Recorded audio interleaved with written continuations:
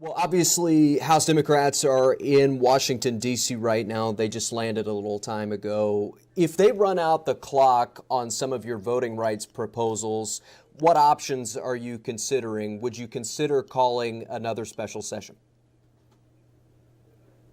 Of course. I mean, this is ridiculous what's taking place because your viewers need to know that you are the taxpayers who are paying for this junket that they're taking for multiple weeks, perhaps, to Washington, D.C., or who knows where they may go to. But everyone needs to know that we have business to take care of. And it's so many different issues that are so important to the people of the greater San Antonio area. So, yes, I will be calling special session after special session after special session all the way up until Election Day of next year, if I have to address issues that were actually asked of me by a state representative in San Antonio. Representative Min Jerez asked me to put on the special session foster care and adding additional money for the children in foster care, which I did do at her request. And now she leaves town and makes it impossible for us to vote out of the legislature right now the additional funding that the kids need in the foster care system. Governor, I know you were considering adding some items to the call today. What did you add, if anything? So yes, I made clear from the beginning that we would be making additional items to the call. That was not made because there's no sense in adding anything to a call when the members are not present. And so that will be withheld until the representatives return, whether it's tomorrow, next week, next month, or next year. We will be addressing the items that are currently on the call, which include not just additional money for foster care, but also include money for our retired teachers who desperately need that money at this particular time, as well as property tax reductions. I know for a fact that property taxes are going up in San Antonio and that your viewers want to see relief. We want to deliver that relief, but we cannot do it because your representatives, not just Min Jerez, but representatives like Cortez and Lopez, they are missing in action right now, and we cannot reduce your property taxes until they return to Texas and do their job. I want to talk about the voting bill a little bit. Senator Hughes says the AG is investigating 44 allegations of voter fraud this year out of about 11 million votes. And again, these are not convictions. This is just investigation. What do you say to the people who see those numbers and say this is a solution in search of a problem?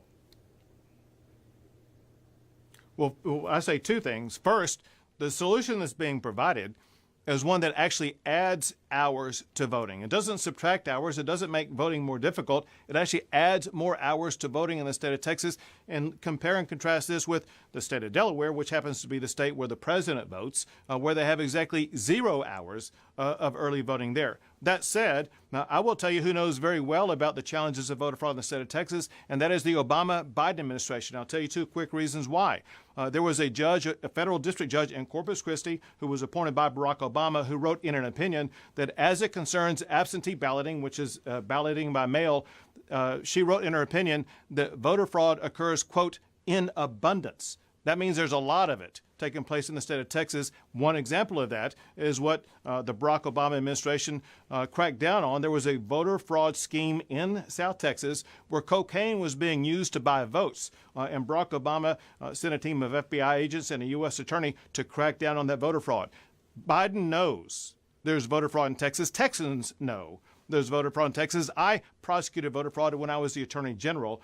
But that said, we are trying to make it easier to vote, but harder to cheat. If there is an abundance of voter fraud, why don't we see more convictions each year? Because oftentimes no one's going to tell you they voted illegally, and so it takes time to uncover it. That said, there have been elections, especially in South Texas, that have been overturned in recent times because of voter fraud that has taken place. A lot of voter fraud that you see, especially that leads to overturning or having to redo elections, are in the local elections. It could be city elections or county elections where we've seen it most prolifically. But during my time when I was the Attorney General, I prosecuted cases of voter fraud across the entire state of Texas. I know it exists, and we just need to work collaboratively to make sure that we provide additional hours of time for people to vote, which is what we are doing, but also something that we all agree upon, and that is to ensure that in the absentee ballot, mail-in ballot process, we make it harder to cheat. And I got to tell you, this is a viewpoint that is shared by both parties, because members of the Democrat Party on the Texas House of Representatives floor said that there is a reason to crack down on mail-in ballot fraud, and that is a way to ensure greater integrity in the election process. Governor, I want to talk a little bit about education. Republicans have sort of offered this proposal to trim down the list of required lessons in public schools. Of course, they wouldn't have to trim this down if they hadn't expanded the list in the regular session. But in a system that sort of favors small government, should the legislature be in the business of telling schools what they can and cannot teach?